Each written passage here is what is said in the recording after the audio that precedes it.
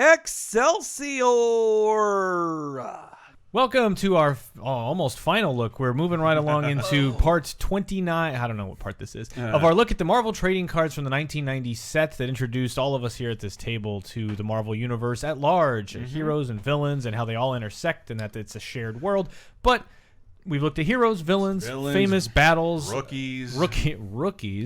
But this time is way different because this set, since it was kind of the first, in a sense, real big trading card set that Marvel put upon, at least as after the 80s and 90s, it tries to introduce the famous covers, the famous issues, here abbreviated as MVC, Most Valuable Comics.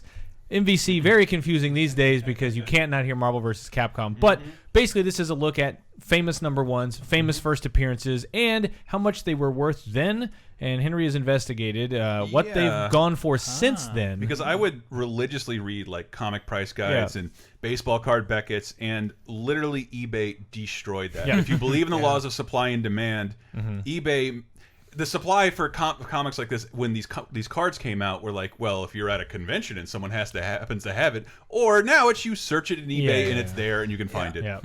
The site, the Overstreet Price Guide, which at the time was kind of like the blue book for cars. It's just like, you want this thing? Here's what I should charge you for it. Yes, and I found it to be total bullshit, even though official prices it never really goes for that. But let's start with the most famous of Marvel number ones, Fantastic Four number one, the beginning of the Marvel Age of Comics. I thought these guys weren't important anymore. It didn't matter. But these were is it because they're all mentioned in quotations? I guess this is Mr. Fantastic. No, these are Fox characters now. So this was just a quick history behind this that, you know, Marvel... DC had restarted its stuff in 1956, but Marvel still wasn't doing superhero stuff. They were on the tail end of their monster books. And so if you look at this cover and the way it works, Fantastic Four works as a monster book. They don't wear costumes in it. They are selling you on a giant monster on the cover, but it's superpowered people fighting that monster. And that picture is referenced all over the place nowadays. I wonder if young kids will even understand what it is. I mean, it's one of the most iconic covers of all time.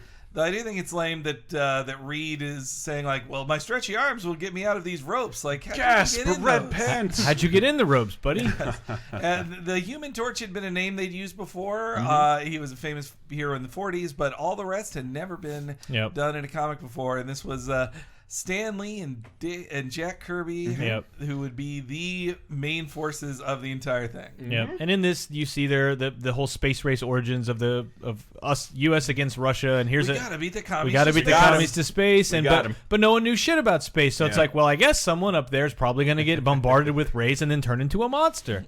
So that's their origin. That's something one person said on like one talk show and probably stuck in Stanley's head. I think if they were cosmic rays, cosmic rays don't know what they do, but they're going in this book. Give a woman telekinetic powers to make invisible triangles. So it says they fought the Mole Man. Isn't he like a small little turd of a villain? Yeah, it's Mole Man's monster. It's pretty much Minion. You remember the end of the Incredibles where the Underminer pops up out of the ground? That's basically what happened here. It's also interesting to note the first 10 issues of Fantastic Four, Thing has a different kind of skin. It's more it looks gross. It's more like gross. It's like a carbuncle. Yeah, it's very scaly or like tumor-like. Yeah, and then he doesn't get the underwear's a little bit saggy. I can see. Yeah, got that saggy baby diaper butt. But I think the 40s really that they sort of draw him as rocks and sort of not. And I don't think Jack Kirby, there's been some discussion that Jack Kirby wasn't even that into rock thing, but that the inker was putting, like, the inker puts on the levels of shadow, and there's a lot of those when you're a rocky dude. So and who can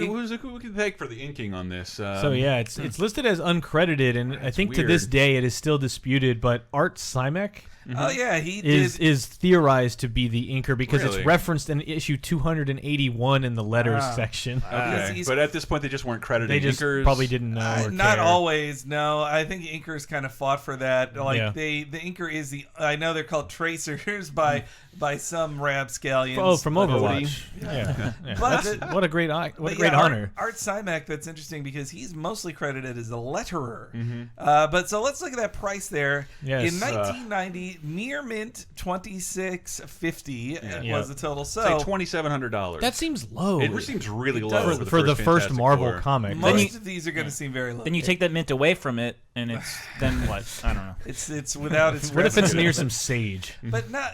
But it's worth saying on all of these that this came out right when speculation really heated up. Yeah, 1990, everyone was like, comics are worth a shit ton of money. Ooh, this is an investment, and I should buy every new #1 because that'll be the next That's Fantastic also Four important to #1. mention. Everybody thought every relic they saved from their childhood would be worth something because of what happened in the 60s and created a nation of hoarders that we have right now. This is just before the 90s became 90s with new #1s every 6 weeks. Like, so this one at record has sold a 9.8. That's another difference between now and then that they have now. The grading system. The grading system for people professionally grade the quality of it so you can sell one that's rated at 9.8 for much more than one that's rated at like 5 or whatever.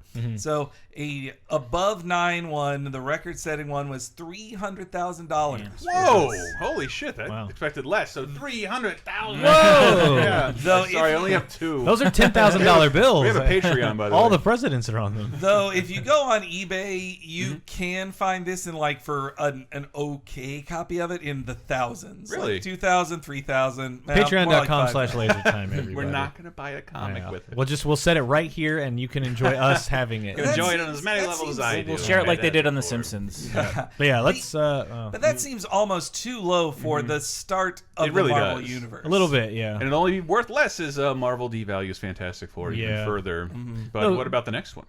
I don't know. Ooh, same problem. Yeah. The strangest superheroes of all. What are these 20th Century Fox characters? Yeah, so 2 years, or around 2 years after Fantastic Four #1, then Kirby and Stan Lee were at it again, and we're now creating a superhero team of teens, but it was Stan Lee's idea that look at that in sensational Fantastic Four style. Yeah. Yep. Oh, they put the names of every other one. So cool. Daredevil's first issue is not part of this, but his cover says like in the style of Spider-Man. It's Daredevil. Because they were on such a crazy roll where like 1963. Just look at that year. 62, 63, 64. It's insane. I love Cyclops in the top left corner, just like, hey. Well, so this is the. He looks like Bigfoot. Well, then they have to give Angel a bazooka because it's like he's flying towards him. I never understood that. And like that beast is like, are you fighting in a gym? Yeah. And Marvel Girl's just in the background like, I'm a girl. Go dancing. Well, then we have a Golem Iceman down there. Yeah, I missed when he was a snowball, a walking snowball. But yeah, the first issue focuses on the arrival of Jean Grey to the X-Men. And even in the first issue, there's a very strange thing where Xavier's like, "Oh, she's attractive, but I must not make a move on it." Like, she's canonically 16 in the comic, guys. I tried rereading this after I read like all the giant size. We'll get to giant size X-Men a little later, but I tried rereading this too, and man, the first round of X-Men is not great. No, it's not as good as you would hope. Yeah. Well, yeah, and so here we are. It's Jack Kirby again on the art, Stan Lee, and they thought of it as like, how about we say they were born with superpowers instead of just radioactive things to touch them? I guess was a novel concept other than Superman. At the time, everybody had to get a power. Yeah, it was all science-based things, and like they're like, well, you know, what would be the most sciencey and easiest cop out is if just all the radiation and all those experiments and bombs and wars that have been going on in the last 100 years have started to mutate humanity. And now they're just born with powers, and fuck it. Like that's why their early nickname was Children of the Atom. Atomic Age, and if I can recommend a movie very fast to let you know what kind of spirit they were coming from. You ever seen Atomic Cafe? No. It's like a documentary only told through stock footage from the 1950s that tells the story of just the fear of atomic energy. It's so good. It is so good. And the Overstreet price on this is $990, almost $1,000. And I think this one's worth a little less because it's not many people's favorite X-Men first appear in this. Well, it's not the real X-Men. But so the top sale this has ever done for a high quality copy is $500,000. Wow. There was a point in the 90s, especially man. 1990, I can't believe $990 because X-Men were so hot. Yeah, even then surprised. they were so hot. I agree. We're not adjusting for inflation. $500,000. But you can also find some in the $5,000 range on eBay if you look. One of my friends whose dad was into comics at the time has X-Men number 9. Really? With Unus the Untouchable. God, or whatever number early that is. villains, garbage. Yeah. Speaking of inflation, we went from 10 cents for the first Fantastic Four. Now it's 12 cents. What? Come on. Come on. My mommy only gives Pre-order me 5 cents canceled. per week. I wish I knew which president to yell Allowance. at about this, but I would guess this came out right around Kennedy would be dead in a couple months when this came out. yeah. November? Yes, moving to the next comic in What's up next? MVC. Never heard of Ooh, it. Never heard The of most famous one. Barely not a Sony character anymore. So the first, somebody's pointing this out to me. I never noticed it on the cover. He is shouting his secret identity on the cover. He's like, "I'm Peter Parker. It's me." That guy shouldn't know that about him. Amazing Fantasy. It sounds like a Mariah Carey song. Yeah. Amazingly, it was called Amazing Adult Fantasy, the issue before. This Ooh la la. would be the final issue of Amazing Fantasy, which it says on the cover, like, special news about Amazing Fantasy. The special news is it's canceled in this last issue. And the second half of the comic is a mermaid story. Like, it's just your Coming soon from DreamWorks. Well, it's just your usual Twilight Zone type monster story, which that's what the original Spider-Man story is. That it is a Twilight Zone tale of with a twist ending and a sci-fi tragedy and all that With stuff. great power must also come great responsibility. And this cover is actually drawn by Jack Kirby, which some people wondered if Jack Kirby was part of the design of the character since he drew the cover, but no, it was actually Ditko did all the design of Spider-Man. There's some discussion over if Ditko is the co-creator or not. In Stan Lee's mind, he almost isn't, because Stan Lee said, "We should have a guy named Spider-Man. You draw it." That's his idea of creation. I made him up. And, But I love your explanation. He said, like, well, what if someone else drew Spider-Man and it wasn't as successful? He's like, then I would have created an unsuccessful character. Yes, But so Ditko designed him, and he drew an unused cover, which has been put up many times, which is the same concept as this, but from a different angle. Right. And I believe the situation was that Jack Kirby just was told to redraw it, and so this was a big old hit, even though it was the last issue of Amazing Fantasy, and would spur on the creation of a solo book for Spider-Man a year later. Yeah, this is also one of the most repeated cover homages in Marvel, and even outside of Marvel, people definitely riff on this. And now, so the Overstreet Price Guide thing on there, this will be pretty good. $2,800 is insane for that, and I feel like going into debt just to buy it now. That's crazy. So, at peak, it has gone for $1.1 million. Sounds about right. One of the highest ever. Like a mint condition? A mint condition. Because part of that is this comic itself was not popular. No. This issue was a surprise hit, but no one was looking out for this. So this is almost compounded. Not only were people not saving comics through the 70s thinking they'd be worth anything, people also did not think an Amazing Fantasy 15 mattered. Even among comic books. No way. It would take, by the time anyone realized, oh shit, that was the first appearance of Spider-Man, that fucker's long gone. By that logic, my VHS tape of the Tracy Ullman show with those first Simpsons is going to be worth so much. No. Even an okay version of this will cost you in the hundreds of thousands. Really? It is one of the most valuable because there's ones. so few. There can't be that many left. So. I remember... it's an actual relic. British television presenter Jonathan Ross made a documentary searching for Steve The Ditko. Red Hulk? Yes. Is it all on YouTube? Jonathan Ross, yeah. And in it, he actually tells the tale of a kid reading Amazing Fantasy 15, which he owns a copy of, and a kid is... an actor kid is reading it for the footage, and then in the scene he's like, "Okay, scene's over. I'm taking this back. Like, you don't touch this. Get your hands off it, mate." I would not even let that happen. You can CG that comic in later. Yeah. Next one? Yeah, let's let's go. Really? All right, now flash forward to the future. So this is basically just to show we have a hot new character, and look at that! Look, in just 3 years, it went from 75 cents to $6. So it has. Look, think of the value. That guy inside is shocked. Oh, that guy's doomed. I love this. $6. I love Are this. you kidding? I know. $6? Yeah. But I think they wanted to show again. They went in needed 3 recent years. stuff. It almost 6 times the value. The idea is imagine it 3 years from now, it'll be worth $36. Well, when I have a list of all these on here, and I think this and only one other even came out after 1980, and I think they just wanted to have something in here other than the most It obvious still first works. Invest in Marvel. And, Pretty much. and this was his second miniseries. He had one in the early 80s by Steve Grant and Mike Zack. This is the second one with Mike Baron and Klaus Janson. I believe that's a Jim Lee cover. It's not listed there. But Yeah, this one not in the millions. I have to say, it's you can the highest it goes for is about $350. That sounds about right for because it's not his first appearance. No. It's not even his first miniseries. But I've got that awesome Dirty Harry extra. I have always loved that cover. You can pay something like $40 for it on eBay. I mean, the green and purple coloring is awesome. To me, that was like those were my favorite colors in 1987. Though, man, look at the Marvel logo there. That just reminds me like such an unexciting stripped down Marvel line. It's just like it reminds me of the personality-free Warner logo of the 70s, Chris. You remember, like the one you'll see at the start of Clockwork Orange. Yeah. But not much more to say about that first issue. Not really. But what about this one? There you go. So there's a lot of first appearances that weren't in like name of character #1 because they were just trying them out in anthology books, and that's what Journey into Mystery was. And this is Journey into Mystery 83s. They were far into that. And the name is just very similar to like, Tales from the Crypt and all that. It was originally just their version of an EC comic.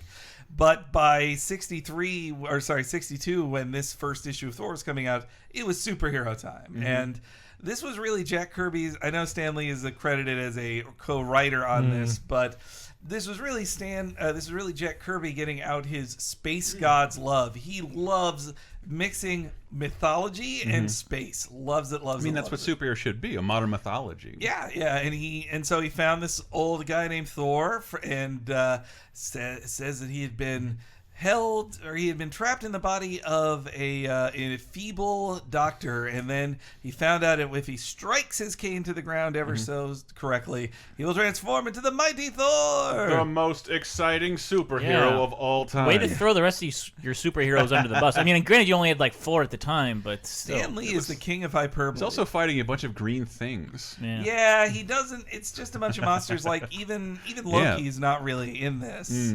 Though Kirby, I forgot that this was co-written by Larry Lieber, who, in case you don't know, is Stan Lee's brother. Oh, not Leisure Suit Larry. Stan Lee's real name is Stanley Lieber. But he shortened it to Stan Lee, partially because he dreamed he was going to be the great American novelist, so he didn't want his credits on Kitty comic books to be Stan Lee Lieber, so made up a nom de plume, which has now been the rest of his life. And his less famous brother has worked on stuff, though. He's also co-creator of he's a co-creator of Iron Man as well.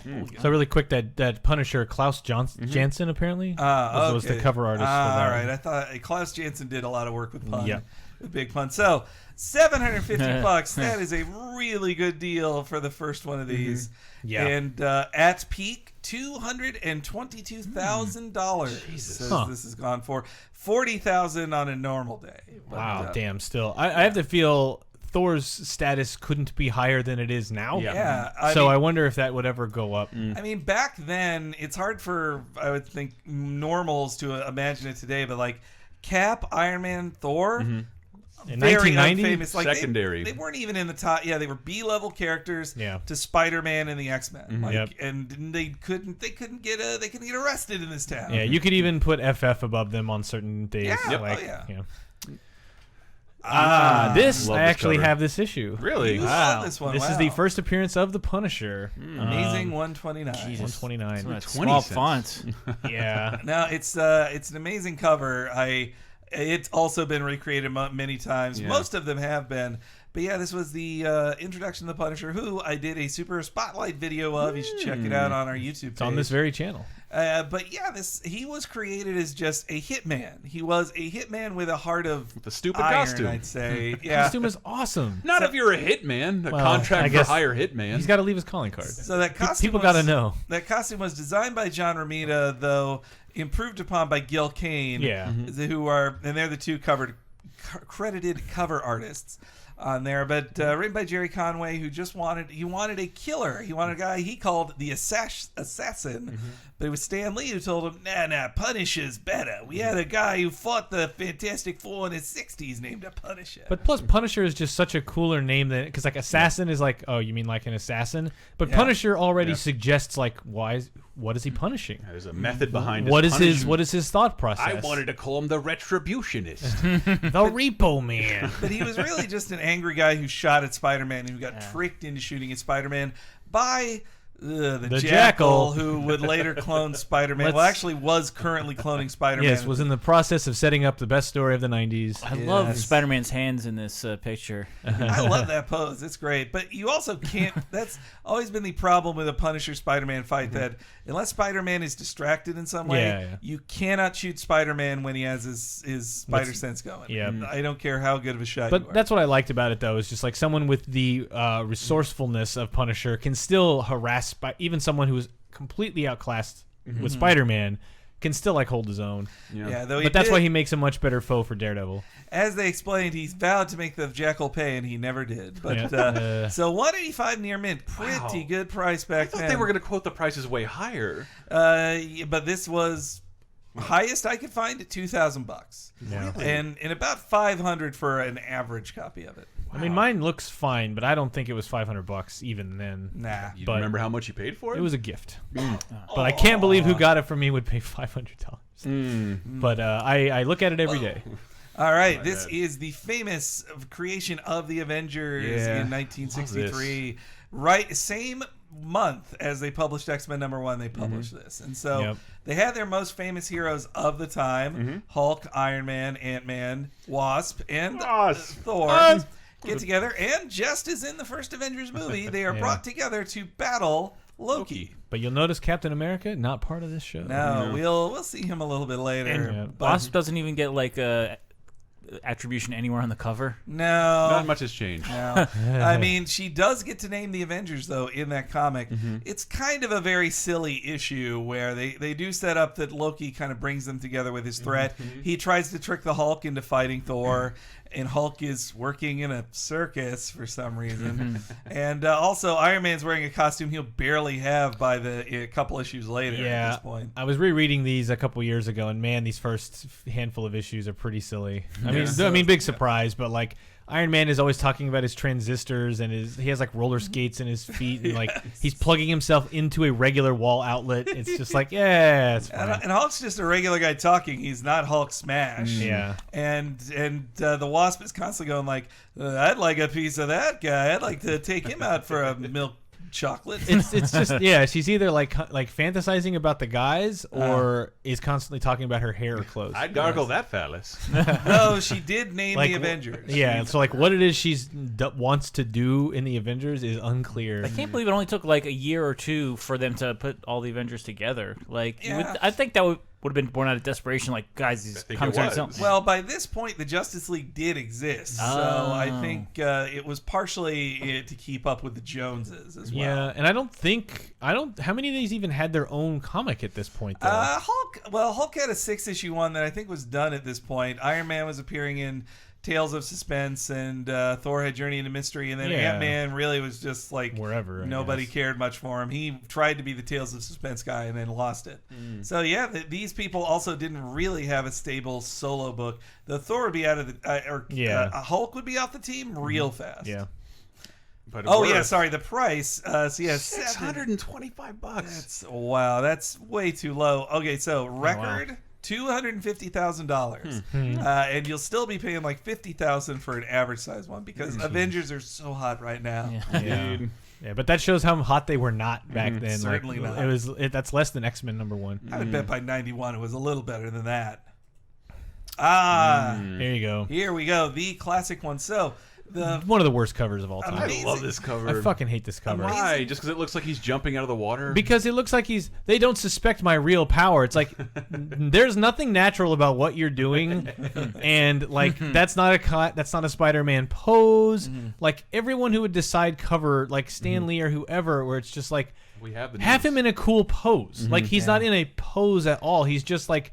What are you guys doing? I can't tell. Why you guys? I've never was it. What is he? Is he stuck? Well, his web pits have never been bigger. Yeah, he's just like he's supposed to be like they don't suspect that I can stick to walls like a spider, but it's like that's not how you ever do this. So this is in a rare comic book moment. This cover image is what happens in the comics. He tries to get hired by the Fantastic Four to make some money, and he breaks into the Baxter Building. And when he does, that cone comes around him, and then he crawls out, and they're like, hey, this guy can crawl on stuff. Dude, I never noticed he was on the inside. He's of on that the cone. inside? He's on the inside. Yeah. I always thought he was strung up with Jesus Christ style. That's what I thought. Yeah. No, he's on the inside of it, crawling out, and then he throws the thing, and I'm stronger than you thing, and it really was simple jobbing, no, make Spider-Man look good. It was a simple advertising thought of Fantastic Four is so hot in early 1963. Have Spider-Man meet them in the first thing. Everybody will buy this because he's on the cover. The thing looks a little dwarfy down there. Yeah. Well, Ditko wasn't the best at drawing the FF, I would say, but it was a fun little book where,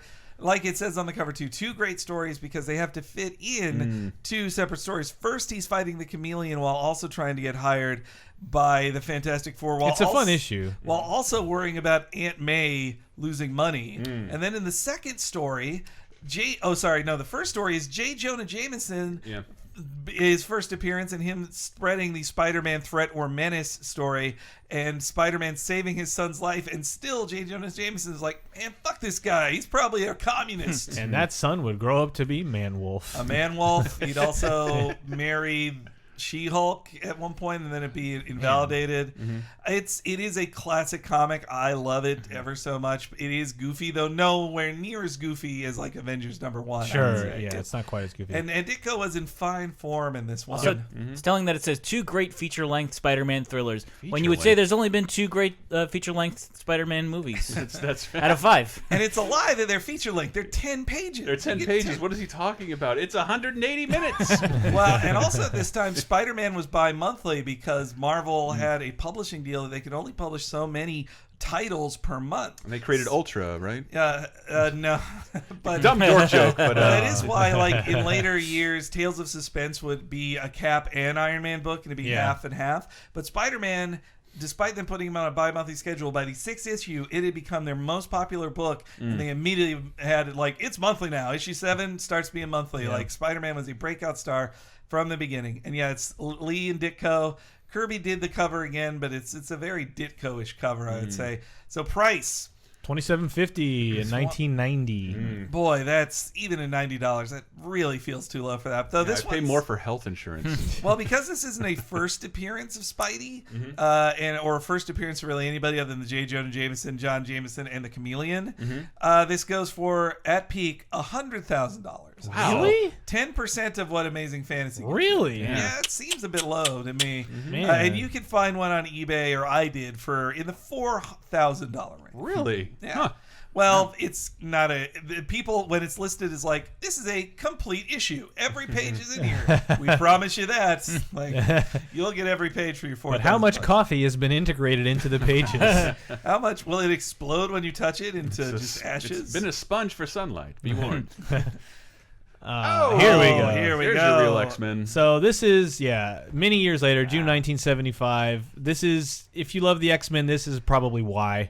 It's not X-Men #1 in the 60s. It's what started here. The original book was not all that, never hugely popular. It had its time. It had a little bit of popularity, but nothing like what this did, which was an international team of a Canadian, a Russian, an African, a German, a Native American, having everybody show up, and that allegory Canadian? Did you say and a Canadian, that allegory of people who are not the mainstream, or who feel different when they're out in public, or whatever the allegory you want to use, whether it's a gay issue, a civil rights issue, it was much more relatable with this thing, the oppressed and ignored, this team, than it was necessarily with the original. All the sparkling white. You can see the old white dudes all behind him there. Yeah, and Cyclops hangs back and leads the team, but this stuff, Claremont, I guess he doesn't start here. Claremont would pick it up. Len Wein was the established artist at the time, or writer at the time, and took it up with Dave Cockrum. The Gil Kane was the amazing cover artist who also did the cover art on Amazing Spider-Man 129 from before. Could really go for a shot of Cockrum. But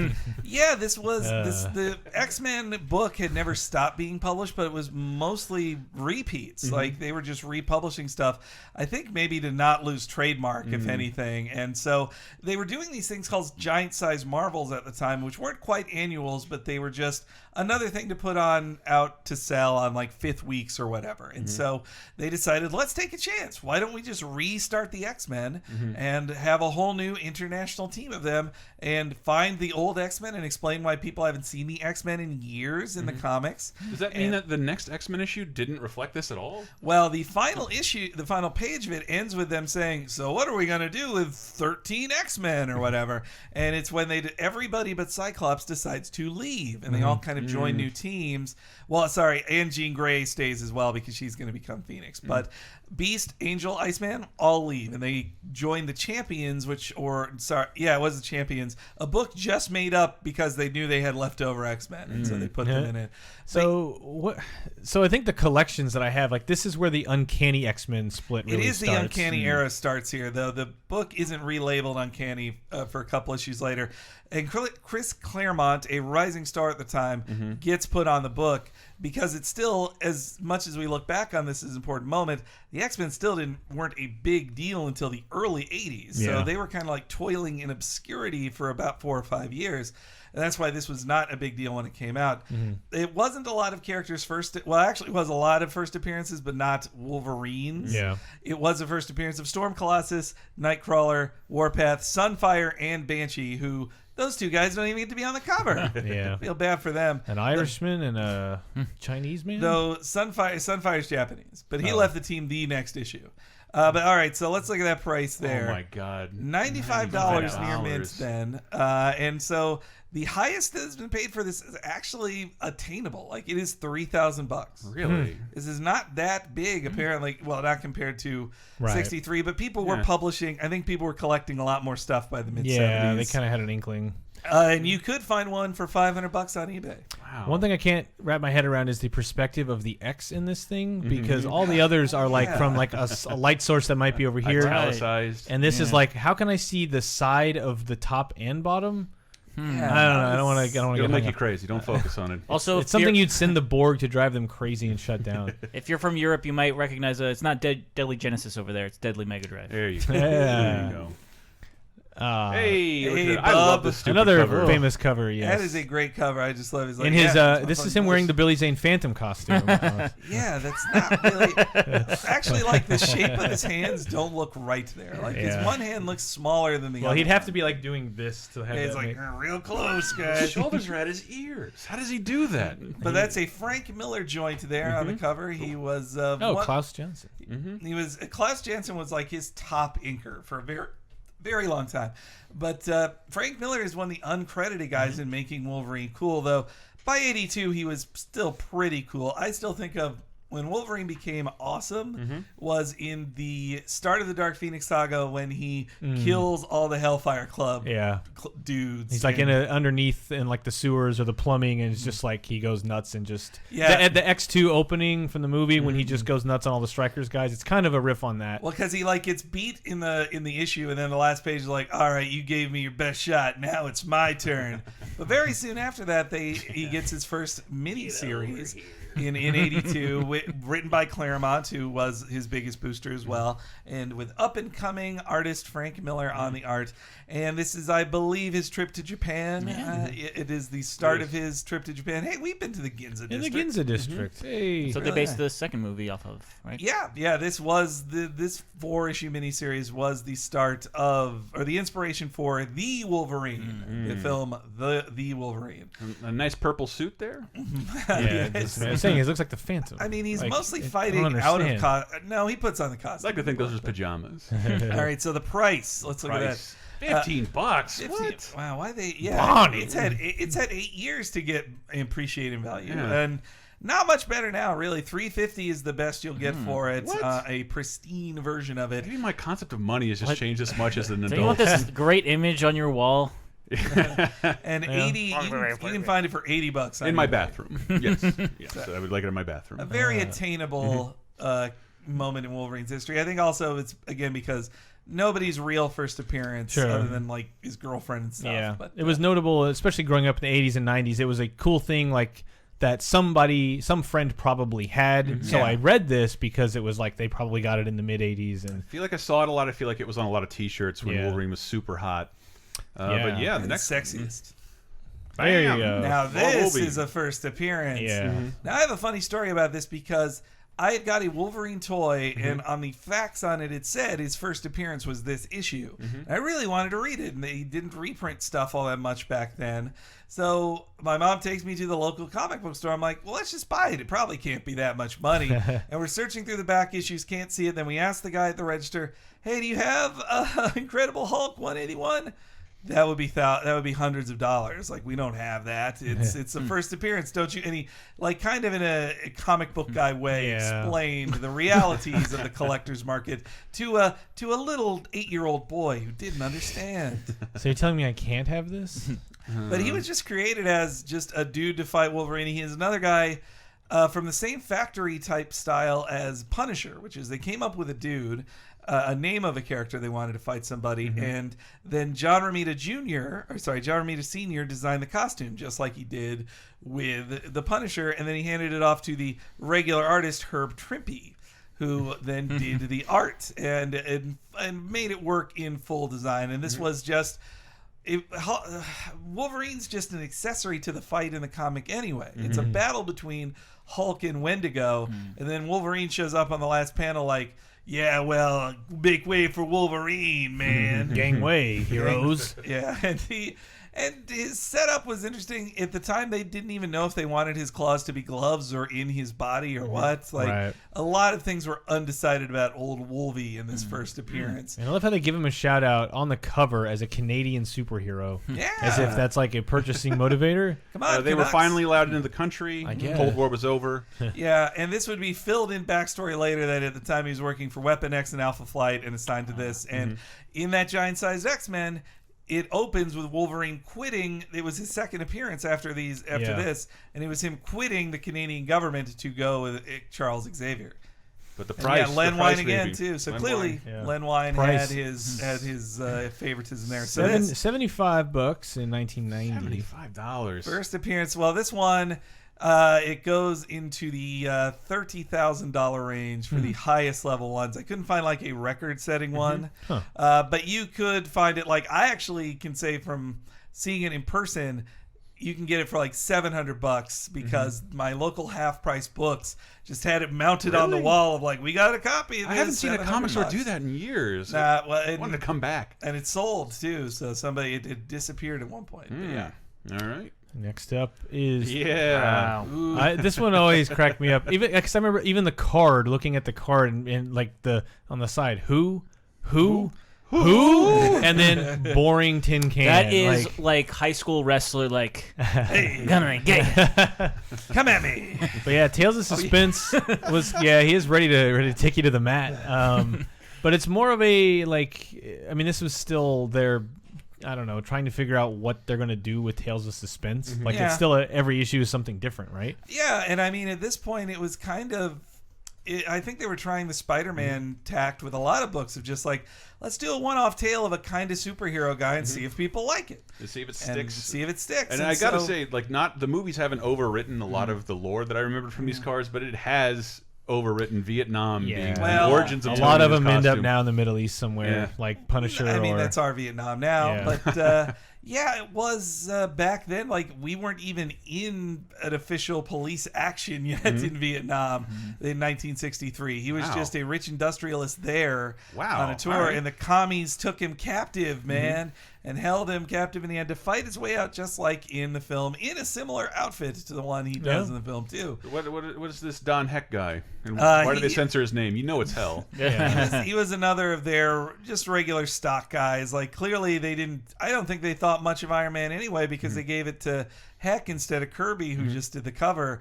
And again, Larry Lieber, co-creator of it, underappreciated in the Marvel Renaissance. Stan Lee is involved with it because he's called the most sensational superhero of all. Yeah, dude, you just came out with Thor. You gotta work hard. And on the bottom is them putting themselves over from the talented bullpen where the Fantastic Four, Spider-Man, Thor, and your other favorite superheroes were born.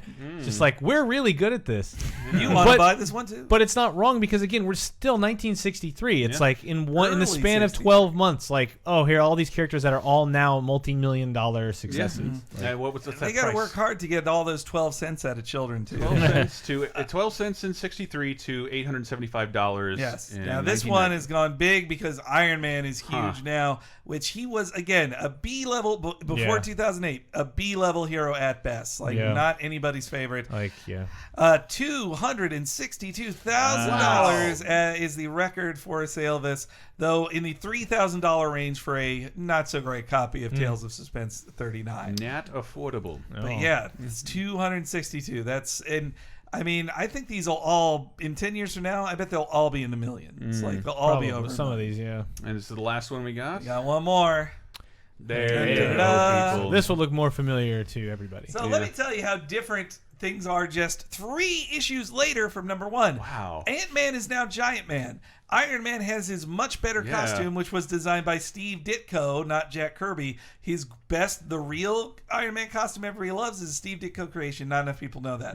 And in the same issue that they bring back Captain America, it's overlooked. That's when Submariner also, well, actually, he had made his return in Fantastic Four first and then immediately appeared in this because he had been a amnesiac homeless man. And that's when he then finds Captain America and Ice, where he's being worshipped by Eskimos, and then tosses it in the water, and he's discovered by the Avengers. And his first words upon waking, Bucky, no! I can't move. He remembers Bucky dying, and they fill that in later. But anyway, yeah. Wow, 3 issues, so 3 months later. Well, they needed Cap. Like, Cap made the Avengers were not complete without Cap. He is the leader of the team.